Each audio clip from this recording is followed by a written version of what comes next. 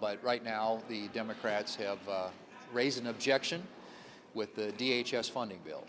Now, the ironic thing about that, obviously, is that the DHS funding bill actually, if enacted, would spend less on ICE and some of the other things the Democrats are concerned about than would a continuing resolution, which would be a bill to fund the government for the full year at current spending levels.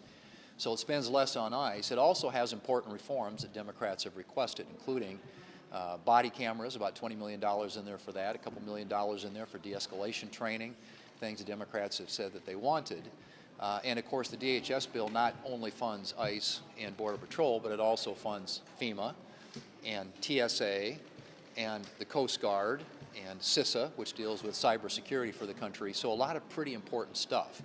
So those are all things that are included in the DHS funding bill, as negotiated by Democrats and Republicans, both House and Senate, and voted and passed by the House last week with 341 votes in the House. Almost 80% of the House of Representatives voted for the package that we have available to vote on here in the Senate this week.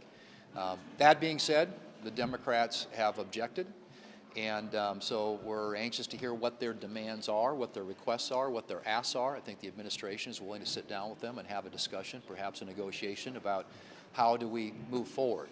But the one thing I do know, and that is that a government shutdown is not in anybody's interest.